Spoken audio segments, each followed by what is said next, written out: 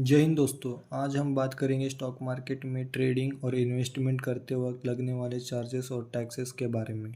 इन्हें समझना ज़रूरी है ताकि आप इन्वेस्टमेंट डिसीजन अच्छे से ले सके। तो चलिए शुरू करते। सबसे पहले हम बात करेंगे ब्रोकरेज के बारे में। ब्रोकरेज वो फीस हो जो आपके शेयर्स खरीदने या बेचने के लिए अपने ब्रोकर को देनी पड़ती है। ये फीस ब्रोकर की सर्विस और ट्रेडिंग प्लेटफॉर्म के लिए होती है। ब्रोकरेज अलग अलग ब्रोकर्स के साथ अलग अलग रेट्स पर होती है और ये आपकी ट्रेडिंग टाइप यानी डिलीवरी, इंट्राडे, एमटीएफ पर भी डिपेंड करती है।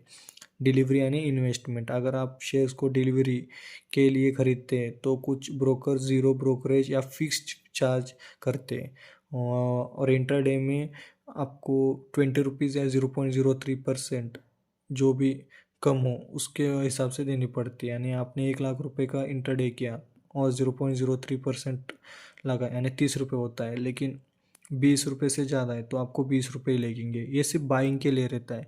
आप सेल करेंगे तो फिर से ₹20 यानी टोटल ₹40 लगेगा। जो अभी ऑप्शंस में रहते हैं आपको दिखता रहेगा बीस बीस रुपये में आपको ब्रोकरेज लग रहा है, लेकिन वो सिर्फ बाइंग के लिए रहता है। सेलिंग में फिर से आपको ₹20 देने पड़ते हैं, यानी हर ऑर्डर पे आपको ₹40 देने पड़ते हैं। और एमटीएफ में भी सिमिलर उतना ही रहता है। ये होता है ब्रोकरेज। तो अब बात करते हैं ट्रांजैक्शन चार्जेस। ट्रांजैक्शन चार्जेस वो फीस है जो स्टॉक एक्सचेंज जैसे एनएसई और बीएसई लगाता है जब आप शेयर खरीदते या बेचते हैं। ये चार्जेस आपके टोटल ट्रांजैक्शन अमाउंट पर आधारित होते हैं और हर ट्रांजैक्शन के लिए अलग अलग रेट हो सकते हैं। ट्रांजैक्शन चार्जेस कैलकुलेशन आपके ट्रेडिंग वॉल्यूम मतलब आपके खरीदे या बेचा हुआ शेयर्स के अमाउंट पर होता है। ये चार्जेस अलग अलग एक्सचेंजेस पर अलग अलग रेट से होता है, यानी बीएसई के लिए अलग और एनएसई के लिए अलग। फॉर एग्जांपल बीएसई में 0.0375 ऑफ टर्नओवर रहता है और एनएसई में 0.0322% यानी ज़्यादा फर्क नहीं रहता, पॉइंट्स में फ़र्क रहता है। यानी आपने ₹1,00,000 का शेयर खरीदा और 1,20,000 में बेचा, यानी ₹1,00,000 का आपको टैक्स लगा 3.75 और 1,20,000 का लगा 4 पॉइंट समथिंग, तो टोटल अमाउंट हुआ 8.25 यानी ₹1,00,000 में बेच खरीदा और 1,20,000 में बेचा तो आपको टोटल चार्जेस लगे 8.25 जबकि बीएसई में और एनएसई में उससे थोड़ा सा कम या ज़्यादा इतना ही फ़र्क होता है। ये होता है ट्रांजैक्शन चार्जेस। तो अब बात करते हैं सिक्योरिटी ट्रांजैक्शन टैक्स यानी एसटीटी। एक डायरेक्ट टैक्स है जो स्टॉक मार्केट में सिक्योरिटीज़ जैसे कि शेयर डेरिवेटिव्स की बाइंग और सेलिंग पर लगता है। ये टैक्स इंडियन गवर्नमेंट के द्वारा लगाया जाता है और इसका यूज़ कैपिटल मार्केट के ऑपरेशन को रेगुलेट करने के लिए लगता है। ये टैक्स अलग अलग रहता है, जब आप बाय करते हो तब अलग लगता है, सेल करते तो अलग लगता है। डेरिवेटिव्स मार्केट में भी फ्यूचर्स एंड ऑप्शंस कॉन्ट्रैक्ट्स पर भी एसटीटीज अलग अलग लगता है और ये ऑटोमेटिकली अपने ट्रांजैक्शन कंप्लीट होने के बाद डिटेक्ट किया जाता है, यानी एक हर ट्रेड पे अलग कंप्लीट होने के बाद लगता है। आपको एक एग्जांपल दूँ तो आपने ₹1,00,000 का शेयर खरीदा तो एसटीटी लगा आपको 0.01% जिसका होता है ₹100 और आपने सेल किया 1,20,000 में आपने सेल किया तो आपको लगा एक एक ₹120, तो टोटल आपको चार्ज लगा ₹220 जब आपने शेयर खरीदा ₹1,00,000 में और बेचा 1,20,000 में। ये होता है एसटीटी। तो अब बात करते हैं सेबी टर्नओवर फीस के बारे में। सेबी टर्नओवर फीस एक रेगुलेटरी फीस होती है जो कि securities and exchange board of India द्वारा लगाया जाता है। ये फीस आपको टोटल ट्रेडिंग टर्नओवर पर आधारित होता है, मतलब जब आप अपने शेयर खरीदते या बेचते हैं तो आपके टर्नओवर के छोटे से हिस्सा सेबी को देना होता है। सेबी टर्नओवर फीस का रेट 0.001% होता है। ये आपके टोटल टर्नओवर पर कैलकुलेट किया जाता है जो कि आपकी बाइंग और सेलिंग को दोनों टोटल अमाउंट होता है। आपको एक एग्जांपल दूँ तो आपने ₹1,00,000 का शेयर खरीदा और इसके ऊपर 0.001 का टैक्स लगा यानी 10 पैसे का टैक्स लगा और आपने 1,20,000 में बेचा यानी उसका टैक्स लगा 0.12 मतलब 12 पैसे का, तो टोटल आपको टैक्स लगा 22 पैसे का। तो आपने ₹1,00,000 में ख़रीदा और 1,20,000 में बेचा तो आपका टोटल टैक्स लगा 22 पैसा। ये होता है सेबी टर्नओवर फीस। तो अब बात करते हैं स्टैम्प ड्यूटी। स्टैम्प ड्यूटी एक टैक्स है जो आपको शेयर्स या सिक्योरिटीज़ को खरीदते या बेचते वक्त देना पड़ता है। ये टैक्स हर स्टेट के रूल के हिसाब से अलग अलग होता है और इसकी कैलकुलेशन आपके ट्रांसैक्शन की वैल्यू पर बेस्ड होता है। अभी ट्रांसैक्शन वैल्यू जब आपके शेयर खरीदते हैं तो आपके ट्रांसैक्शन की टोटल वैल्यू पर स्टैम्प ड्यूटी लगता है और इसके परसेंटेज की बात करें तो ये 0.015% से इससे ज़्यादा हो सकता है। तो आपको एक एग्जांपल के थ्रू बताऊँ तो आपने 1 लाख रुपए का शेयर खरीदा और 1,20,000 रुपये में बेच दिया। तो अभी स्टैम्प ड्यूटी हम पकड़ रहे 0.001%। तो इसके हिसाब से आप जब आप खरीदते हो तो 1 लाख रुपए का शेयर इंटू 0.01 यानी 100 रुपीज़, और आप जब बेचते हैं तो 1,20,000 इंटू 0.0 यानी 120 रुपीज़, यानी टोटल टैक्स लगता है 100 और 120 यानी टोटल 220 रुपीज़। तो स्टैम्प ड्यूटी आपको लगी 220 रुपीज़ जब आपने 1 लाख रुपए का शेयर खरीदा और 1,20,000 रुपये में बेचा।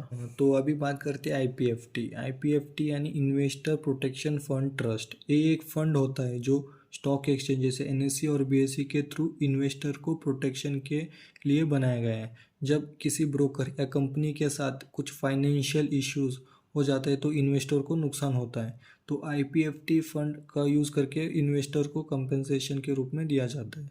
तो स्टॉक मार्केट में ट्रेडिंग करते वक्त आपको अपने हर ट्रेड पे एक छोटा सा चार्जेस देना पड़ता है जो IPFT कंट्रीब्यूशन कहलाता है। ये चार्जेस हर टर्नओवर के एक छोटा सा हिस्सा होता है, जैसे 0.001% ऑफ द टर्नओवर। तो अभी इसका पर्पस ये है कि इन्वेस्टर और को एकदम प्रोटेक्शन दे दे कि कोई ब्रोकर या कंपनी बैंक करप्ट हुआ तो उसे कंपनसेशन मिल जाए ये IPFT के माध्यम से। अभी एग्जांपल दूँ तो आपने 1 लाख रुपए के शेयर बाई किए तो IPFT चार्जेस लगभग 0.001% ऑफ हर टर्नओवर के हिसाब से 0.1 मतलब 10 पैसा के आसपास लगता है। तो ये चार्जेस ट्रेडिंग के टोटल चार्जेस में इंक्लूड होता है और आपको हर ट्रेड के साथ पे करना पड़ता है। तो बस IPFT यानी इन्वेस्टर को प्रोटेक्शन के लिए बनाया गया है। तो अब बात करते हैं goods and service taxes. GST एक इनडायरेक्ट टैक्स है जो कि गुड्स और सर्विस पर लगता है, जो कि इंडिया में काफ़ी सालों से लागू है। स्टॉक मार्केट में GST उन चार्जेस पर लगता है जो आपके brokerage, transaction charges, SEBI turn over fees और किसी भी अन्य फीस पर होता है। GST का रेट 18% है। ये आपके ब्रोकरेज और ट्रांजैक्शन पर लगता है, मतलब अब आप शेयर खरीदते हैं बेचते हैं तो उन चार्जेस पर GST कैलकुलेट किया जाता है। एग्जांपल दूँ तो GST ऑन ब्रोकरेज 100 रुपीज़ आपको ब्रोकरेज लगा तो उस पर 18% यानी 118 रुपये आपको टोटल चार्जेस लगा। और अभी ट्रांजैक्शन चार्जेस, आपका ट्रांजैक्शन चार्जेस 50 रुपये है तो उसका 18% यानी 9 रुपये, तो टोटल आपका चार्ज हुआ 59 रुपीज़। तो GST सिर्फ ब्रोकरेज और ट्रांजैक्शन चार्जेस पर लगता है, बाकी चार्जेस जैसे कि STT, स्टैम्प ड्यूटी एक्सेट्रा पे नहीं लगता। GST आपके ट्रेडिंग अकाउंट में से ऑटोमेटिकली डिटेक्ट किया जाता है जब आप ट्रांजैक्शन करते हैं। और GST का यूज़ टैक्स कंपाइलेंस और गवर्नमेंट रेवेन्यू को बढ़ाने के लिए होता है। ये होता है GST। तो अब बात करते हैं account opening fees. Account opening fees वो एक बार की चार्ज है जो आपको अपने डीमैट या ट्रेडिंग अकाउंट खुलवाने के लिए आप पे करनी होती है। ये फ़ीस आपके ब्रोकर या फाइनेंशियल इंस्टीट्यूशन के टर्म्स पर डिपेंड करती है। ये आपको अपने ब्रोकर के ऊपर डिपेंड रहता है कि अगर कोई 0 रुपीज़ चार्ज करता है या कोई 500 रुपीज़, या फिर अपने सब्सक्रिप्शन के ऊपर डिपेंड रहता है। ये फ़ीस आपके अकाउंट सेटअप, डॉक्यूमेंटेशन और वेरिफिकेशन प्रोसेस को कवर करने के लिए होती है। और इसके अलावा ब्रोकर्स आपको ट्रेडिंग और इन्वेस्टमेंट सर्विस प्रोवाइड करने के लिए भी तैयार करते हैं। ये होता है अकाउंट ओपनिंग फीस। तो अब बात करते हैं AMC यानी एनुअल मेंटेनेंस चार्जेस। वो फीस है जो आपको अपने डीमेट अकाउंट को मेंटेन करने के लिए हर साल देनी होती है। ये चार्जेस आपके डीमेट अकाउंट की अपकीप और एडमिनिस्ट्रेशन के लिए लगता है। ये अपने अपने ब्रोकर्स के ऊपर डिपेंड रहता है कि कितने AMC चार्ज कर रहे हैं। कोई कोई ब्रोकर ज़ीरो लगाता है या कोई कोई 500 रुपीज़ या 1000, या फिर अपने अपने ये रहते हैं, क्या बोलते हैं, सब्सक्रिप्शंस रहते हैं, उसके ऊपर भी रहता है। और इसमें सब अकाउंट मेंटेनेंस और कस्टमर सपोर्ट, रिकॉर्ड कीपिंग सब शामिल रहता है। ये होता है AMC। DP transaction charges. DP transaction charges यानी डिपॉजिटरी पार्टिसिपेंट ट्रांजैक्शन चार्जेस वो फीस है जो आपके शेयर्स को आपके डीमेट अकाउंट से ट्रांसफ़र करने, प्लेज करने या फिर किसी भी ट्रांजैक्शन के लिए देनी पड़ती है। ये चार्जेस आपके शेयर्स की कस्टडी के लिए होती है जो आपके डीमेट अकाउंट में स्टोर होती है। यह चार्जेस हर ट्रांजैक्शन पर लगता है, जैसे कि शेयर बेचना या ट्रांसफ़र करने पर। एग्जांपल दूँ तो अगर आपके ब्रोकर का डीपी चार्जेस 12 रुपये, तो आपको हर ट्रांजैक्शन पर ये अमाउंट पे करनी होगी। डीपी चार्जेस पर इंस्ट्रक्शन या पर ISIN पर होती है। इसका मतलब कि अगर आपके एक ही इंस्ट्रक्शन पर मल्टीपल शेयर ट्रांसफ़र करते हो तो भी आपको सिर्फ एक ही चार्ज देना पड़ेगा। ISIN मतलब इंटरनेशनल सिक्योरिटीज़ आइडेंटिफिकेशन नंबर। अगर एग्जांपल दूँ तो अगर आपके एक इंस्ट्रक्शन के थ्रू 100 शेयर ट्रांसफ़र कर रहे हो तो आपको सिर्फ 12 रुपये चार्ज देना होगा, चाहे आपके शेयर की वैल्यू कितनी भी हो। अभी कहाँ कहाँ लगता है डीपी चार्जेस, यानी ट्रांसफ़र ऑफ शेयर्स के लिए या फिर प्लेजिंग और अनप्लेजिंग ऑफ शेयर्स के लिए। अगर आपको एक एग्जांपल दूँ तो आपके एक 50 शेयर्स है जो आपकी किसी फ्रेंड को ट्रांसफ़र करना चाहते हो, तो आपको एक ट्रांजैक्शन चार्ज यानी 12 रुपये पे करना होगा। अगर आप फिर से 50 शेयर ट्रांसफ़र करें तो फिर से 12 रुपये देना पड़ेगा। अगर 100 शेयर एक साथ ही ट्रांसफ़र करेंगे तो आपको 12 रुपये ही देना पड़ेगा। और इसका एप्लीकेबल ट्रांसफ़र प्लेजिंग और अनप्लेजिंग तीनों में होता है। तो ये होता है डीपी ट्रांजैक्शन चार्जेस। प्लेजिंग एक ऐसा प्रोसेस है जिसमें आप अपनी सिक्योरिटीज़ को कोलैटरल के रूप में यूज़ करते हो ताकि आप लोन या क्रेडिट ले सकते हो। जब आप अपने शेयर्स को प्लेज करते हो, आप टेम्पररली अपने शेयर्स की ओनरशिप राइट्स लेंडर को ट्रांसफ़र करते हो जब तक आप लोन रीपे नहीं करते। आपको शेयर्स के एक इकोनॉमिक बेनिफिट जैसे डिविडेंड्स और वोटिंग राइट्स मिलते रहते हैं जब तक आप डिफ़ॉल्ट नहीं करते। अभी अभी कोलेटरल यानी आपके शेयर्स लोन एक गारंटी के रूप में काम करता है। अगर आप लोन रीपे नहीं कर पाए तो लेंडर आपके प्लेज शेयर्स बेचकर अपने पैसे वसूल कर सकता है। अभी प्रोसेस कैसे रहता है, शेयर्स को प्लेज करने के लिए आपको अपने ब्रोकर या फाइनेंशियल इंस्टीट्यूशन के पास एक रिक्वेस्ट सबमिट करनी होती है जो उसके टर्म्स या हिसाब से प्रोसेस होती है। फिर इसके चार्जेस, जब आप शेयर्स को प्लेज या अनप्लेज करते हो तो कुछ फी चार्जेस लगती है, तो उसे प्लेस चार्जेस बोलते हैं। अभी एक एग्जांपल लो तो एक आपके पास 50,000 रुपये के शेयर्स है और आपको लोन चाहिए, तो आप इन शेयर्स को एक बैंक या के पास या फिर किसी इंस्टीट्यूशन के पास कोलेटरल के रूप में प्लेज करते हो और आप प्लेज रिक्वेस्ट सबमिट करते हो और बैंक आपसे प्लेज प्रोसेस करने के लिए फ़ीस चार्ज करती है, और या फिर ब्रोकर भी कर सकता है। अगर आप लोन रीपे कर देते हो तो आपको अपने शेयर्स की फुल ओनरशिप वापस मिल जाती है। अगर आप रीपे नहीं करते हो तो बैंक या फिर आपका ब्रोकर आपके शेयर बेचकर अपने पैसा वसूल कर सकता है। तो समरी इतना ही है कि अपने शेयर्स को लोन के लिए कोलेटरल रूप में रखना और इसे टेम्पररी ओनरशिप ट्रांसफ़र होती है प्लेजिंग में, और शेयर्स को पूरी तरह आपके पास होते हैं बिना किसी लोन या कोलेटरल स्टेटस के, तो अनप्लेज रहता है। प्लेजिंग और अनप्लेजिंग, बस इतना ही। तो अब बात करते हैं प्लेटफॉर्म चार्जेस। प्लेटफॉर्म चार्जेस वो फीस है जो आपको ऑनलाइन ट्रेडिंग या इन्वेस्टमेंट प्लेटफॉर्म का यूज़ करने पे करनी होती है। ये चार्जेस आपके ब्रोकर या ट्रेडिंग प्लेटफॉर्म के बेसिस पर डिफर करता है। कुछ ब्रोकर्स प्लेटफॉर्म फी चार्जेस नहीं लगाते, कभी कुछ प्लेटफॉर्म्स या चार्जेस लगाते हैं। ये फीस प्लेटफॉर्म की मेंटेनेंस, अपडेट्स और कस्टमर सपोर्ट को कवर करती है। ये फीस प्लेटफॉर्म की टेक्नोलॉजी और इंफ्रास्ट्रक्चर को मेंटेन करने के लिए भी होती है। आपको ट्रेडिंग टूल्स, रिसर्च रिपोर्ट्स और एनालिटिक्स सर्विस प्रोवाइड करने के लिए भी ये फीस एप्लीकेबल होती है। ये होता है प्लेटफॉर्म चार्जेस। तो अब बात करते हैं auto square of charges. Auto square of charges उन फीस को रेफ़र करते हैं जो आपको तभी देनी पड़ती है जब आपके इंटरडे ट्रेड्स को मार्केट क्लोजिंग से पहले ऑटोमेटिकली क्लोज कर दिया जाता है। ये चार्जेस आपके ब्रोकर्स के टर्म्स पर डिपेंड करती है। जब आप इंटरडे ट्रेडिंग करते हो, आपको अपने पोजीशन को सेम डे के अंदर क्लोज करना होता है। अगर आप अपने पोजीशन को क्लोज नहीं करते हो तो ब्रोकर उन्हें ऑटोमेटिकली स्क्वायर ऑफ कर देता है। यह चार्जेस ₹20 पर ऑर्डर या इससे सिमिलर अमाउंट होती है प्लस जीएसटी। अगर आपका broker auto square of service offer करता है तो आपको इस सर्विस के लिए चार्जेस देनी पड़ती है। ये होता है out of square of charges. Call and trade एक सर्विस है जिसे ब्रोकर प्रोवाइड करता है, जिससे आप फ़ोन के थ्रू अपने ट्रेड को एग्जीक्यूट कर सकते हैं। ये उन लोगों के लिए यूज़फुल है जो ट्रेडिंग ऐप्स या ऑनलाइन प्लेटफॉर्म यूज़ नहीं करते या जो फ़ोन से ज़रिया ट्रेड करना पसंद करते हैं। इसका प्रोसेस ये है कि आप अपने ब्रोकर के ट्रेडिंग डेस्क को कॉल करते हैं। आप अपने ट्रेड डिटेल्स जैसे कि स्टॉक का नाम, क्वांटिटी और ऑर्डर टाइप ब्रोकर को बताते हैं और ब्रोकर आपके ऑर्डर को एग्जीक्यूट करता है। कॉल एंड ट्रेड सर्विस के लिए आपको टिपिकली ₹50 पर ऑर्डर का चार्ज देना पड़ता है प्लस जीएसटी। ये चार्ज हर ट्रेड के लिए लगता है जो आप फ़ोन के थ्रू एग्जीक्यूट करते हैं। ये अपने अपने ब्रोकर के ऊपर डिपेंड करता है कितना प्राइस लगा रहा है। ये होता है call and trade. Payment gateway एक टेक्नोलॉजी है जो ऑनलाइन ट्रांजैक्शन को फैसिलिटेट करता है। इसका यूज़ तब होता है जब आप अपने ट्रेडिंग अकाउंट में फंड्स ऐड करते हैं या किसी भी फाइनेंशियल ट्रांजैक्शन के लिए पेमेंट करते हैं। इसका प्रोसेस ये है कि जब आप अपने ट्रेडिंग अकाउंट में डिपॉजिट करते हैं, जैसे कि यूपीआई, नेट बैंकिंग या डेबिट क्रेडिट कार्ड के थ्रू, तो पेमेंट गेटवे आपकी पेमेंट को प्रोसेस करता है।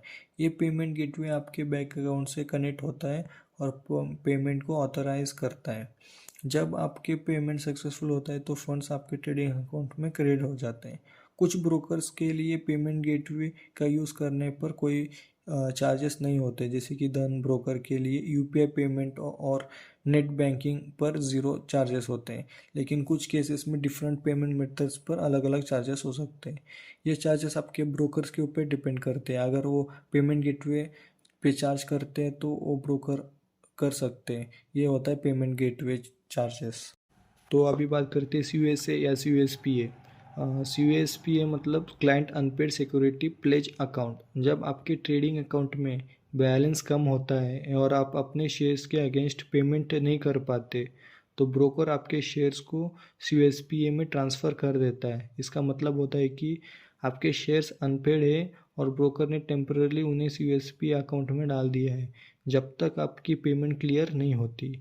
यानी जब आपके अकाउंट में सफिशिएंट फंड्स नहीं होते और आप शेयर्स बाय करते हैं और ब्रोकर आपके अनपेड शेयर्स को सीयूएसपीए में ट्रांसफ़र कर देता है। सीयूएसपीए में ट्रांसफ़र होने के बाद एक चार्ज होता है जिसे सीयूएसपीए चार्जेस कहते हैं। अभी एक होता कैसे आपको एक एग्जांपल के माध्यम से बताता हूँ। आपने 50,000 के शेयर्स बाई किए लेकिन आपके ट्रेडिंग अकाउंट में बैलेंस ख़त्म था, तो ब्रोकर आपके शेयर्स को सीयूएसपी अकाउंट में ट्रांसफ़र कर देता है जब तक आप पूरा पेमेंट नहीं करते। तो इसके थोड़े बहुत चार्जेस लगते हैं।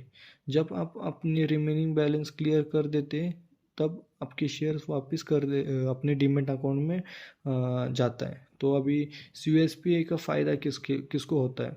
तो ये दोनों के लिए होता है, लेंडर और अपने ब्रोकर और क्लाइंट दोनों के लिए।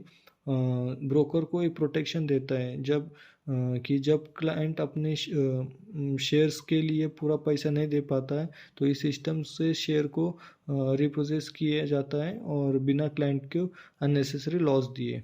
तो सीयूएसपी एक प्रोटेक्शन के लिए होता है। अभी बात करते हैं इंटरेस्ट चार्जेस के बारे में। स्टॉक मार्केट में कभी कभी आपको अपने ट्रेडिंग अकाउंट में मार्जिन की कमी को पूरा करने के लिए लोन लेना पड़ता है या फिर आप अपने शेयर्स को एमटीएफ यानी मार्जिन ट्रेडिंग फैसिलिटी के थ्रू खरीदते हैं। तो इस केस में ब्रोकर आपसे जो पैसा उधार देता है उस पर इंटरेस्ट चार्ज करता है। इसे इंटरेस्ट चार्ज कहते हैं। अभी कुछ परसेंटेज का चार्ज लगता है आउटस्टैंडिंग लोन या एमटीएफ बैलेंस पर। इसका मतलब अगर आप अपने अकाउंट में पूरे फंड्स नहीं रखते या एमटीएफ फैसिलिटी यूज़ करते हैं तो ब्रोकर आपको हर दिन का इंटरेस्ट करेगा जब तक आप उधारी चुकता नहीं करते। अभी ये 50-50 रूल के ऊपर होता है। तो अभी 50-50 रूल ये है कि जब मार्जिन ट्रेडिंग फैसिलिटी यानी एमटीएफ का यूज़ करते तो आपको अपने टोटल इन्वेस्टमेंट का 50% अपने फंड्स के रूप में रखना होता है और बाकी 50 ब्रोकर उधार देता है। अगर आप 50 मार्जिन मेंटेन नहीं करते तो ब्रोकर आपको इंटरेस्ट चार्ज लगाएगा जब तक आप अपने फंड्स जमा नहीं करते। तो अभी एक एग्जांपल दूँ तो आपने 1 लाख का शेयर एमटीएफ के थ्रू खरीदा है, तो जिसमें 50,000 आपने फंड्स से दिए और 50 ब्रोकर ने उधार दिए। अब आपका ब्रोकर आपसे 50,000 पर कुछ परसेंटेज, अभी फ़िलहाल 0.0438% पर डे का इंटरेस्ट चार्ज करता है। तो इसके हिसाब से डेली 50,000 इंटू 0.43 यानी 21 रुपये पर डे का, अगर महीने का कैलकुलेट किया तो 650 ₹57 ऐसा कुछ तो होता है। तो इतना चार्जेस आपके हर महीने के लगते हैं। तो ये इंटरेस्ट चार्जेस रहते हैं अगर आपने एमटीएफ के थ्रू शेयर्स खरीदा है तो।